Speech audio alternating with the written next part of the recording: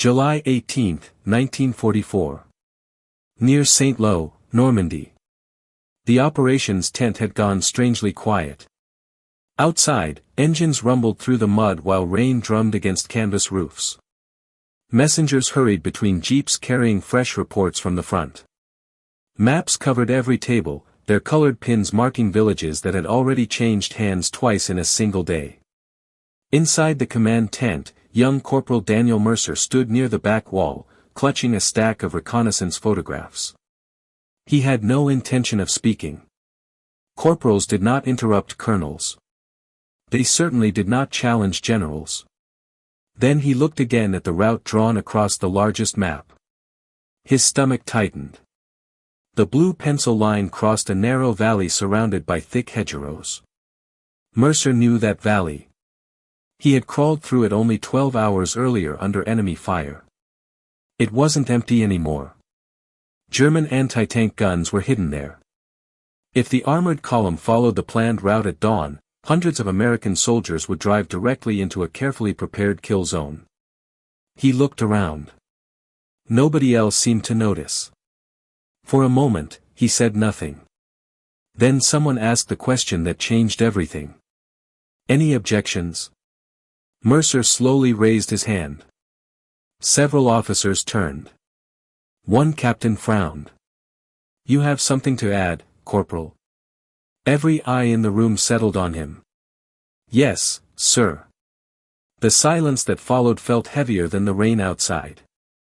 Mercer swallowed once before pointing toward the map. Sir. I believe the route is wrong. A few officers exchanged irritated glances. Colonel Frank Wallace stepped closer. Explain yourself. Mercer walked carefully to the map.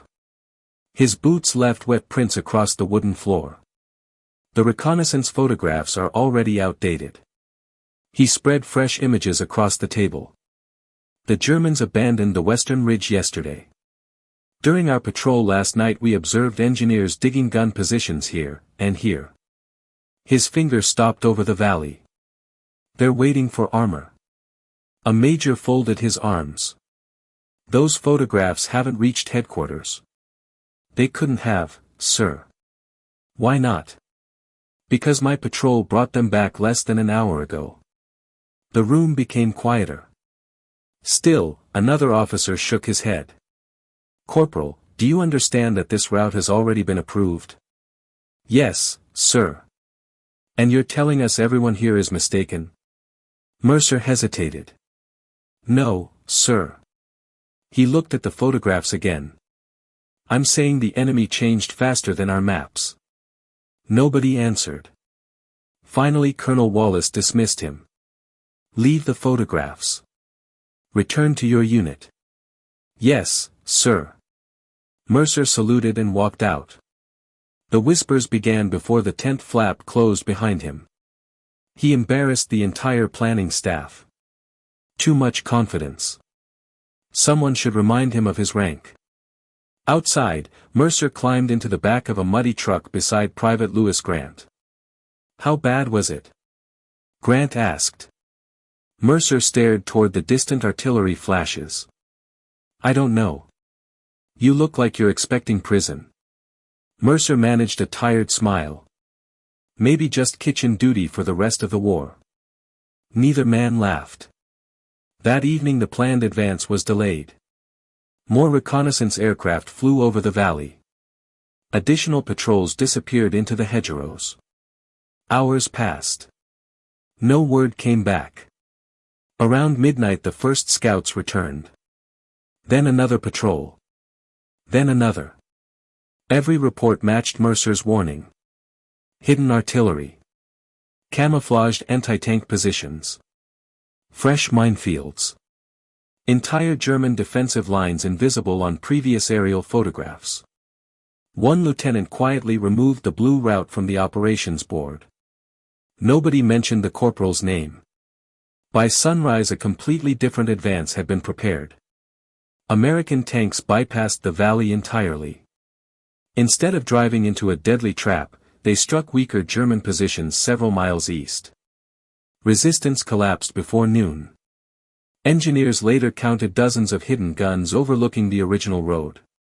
The realization spread through headquarters like wildfire. If the original order had remained unchanged, the losses would have been catastrophic. Yet inside the command tents, another discussion had begun. Not everyone appreciated what had happened. Captain Harold Dixon spoke first. He may have been correct. Another officer nodded. But he challenged senior commanders in front of everyone. There has to be discipline. Imagine every corporal questioning battle plans. The room divided. Some argued that Mercer had saved lives. Others insisted that procedure mattered just as much. By afternoon the debate had reached higher headquarters. Eventually the reports landed on the desk of the Army commander himself. General George S. Patton had only recently assumed command of the Third Army, preparing for the next great offensive across France. Stories about exceptional soldiers often reached him, but this report was unusual. Not because of what the corporal had discovered. Because of where he had said it. In front of the entire planning staff. The following morning headquarters received unexpected orders. General Patton would personally inspect the sector. Nobody spoke much after hearing the news. The officers who had criticized Mercer suddenly found themselves reviewing every conversation from the previous day. By noon, jeeps rolled into camp. Military police secured the perimeter. Staff officers straightened uniforms. Maps were replaced. Coffee cups vanished from tables. Then Patton entered. His polished helmet reflected the afternoon light. Ivory-handled pistols rested quietly at his sides. He walked without hurry. Nobody spoke. Patton studied the maps first. Then the reconnaissance photographs. Then the casualty estimates based on the abandoned route. Finally he looked around the room. "Where is the corporal?" Someone answered softly. "Outside, sir." "Bring him in." Mercer entered a moment later. His uniform was still stained with mud from the previous patrol. He stopped at attention. "You asked for me, sir." Patton looked directly at him. "You challenged this operation." Mercer answered immediately. "Yes, sir." "Did you know who approved it?" "Yes, sir." "Were you trying to embarrass anyone?" "No, sir." "Then why did you speak?" Mercer paused. His answer came quietly. "Because those men trusted us to bring back the truth." He nodded toward the photographs. "If I stayed silent, they'd have driven into those guns." Nobody moved. Patton continued watching him. "You expected punishment?" "Yes, sir." "Yet you spoke anyway." "Yes, sir." Another long silence settled across the room. Patton slowly turned toward the assembled officers. His voice remained calm. "If a corporal sees something a general doesn't." He paused. "Whose responsibility is it to speak?" Nobody answered. Patton waited. Still nothing. Finally he continued. "I've commanded enough battles to know one truth." He rested one hand on the operations table. "Pride kills soldiers faster than bullets." Several officers lowered their eyes. Patton picked up one of the reconnaissance photographs. This young man didn't challenge authority. He held up the image. He challenged bad information. The room remained completely silent. Patton faced Mercer again. "What did your patrol lose gathering these photographs?" Mercer's expression changed. "Private Ellis Harper." Patton nodded slowly. "He died bringing this intelligence home." "Yes, sir." "And you were willing to let his work be ignored?" Mercer's answer came immediately. "No, sir." Patton looked back toward the officers. Neither was he. No one spoke. The weight of those words settled over everyone present. Patton walked across the tent. His boots echoed against the wooden floor. Then he stopped beside Colonel Wallace. Who recommended disciplinary action? No answer. Patton asked again. Captain Dixon finally stepped forward. I believed rank had been undermined, sir. Patton looked at him without anger. Captain. Yes, sir. What exists to serve what? Dixon hesitated. I'm not sure I understand. Does rank serve victory? Patton said quietly. Or does victory serve rank? Another silence. Dixon finally lowered his head. Victory serves no one's pride, sir. Patton nodded once. Correct. He turned toward the personnel officer. Prepare new orders. Pens immediately appeared. Effective tomorrow morning. Everyone leaned forward. Corporal Daniel Mercer will be promoted to sergeant. Several officers looked stunned. Patton wasn't finished. The promotion isn't because he corrected senior officers. He glanced around the room. It's because he had the courage to protect soldiers he would never meet. Mercer stood frozen. Thank you, sir. Patton shook his head. Don't thank me. He pointed toward the photographs again. Thank the private who died bringing those pictures back. Mercer's eyes lowered. Yes, sir. As Patton prepared to leave, he stopped one final time.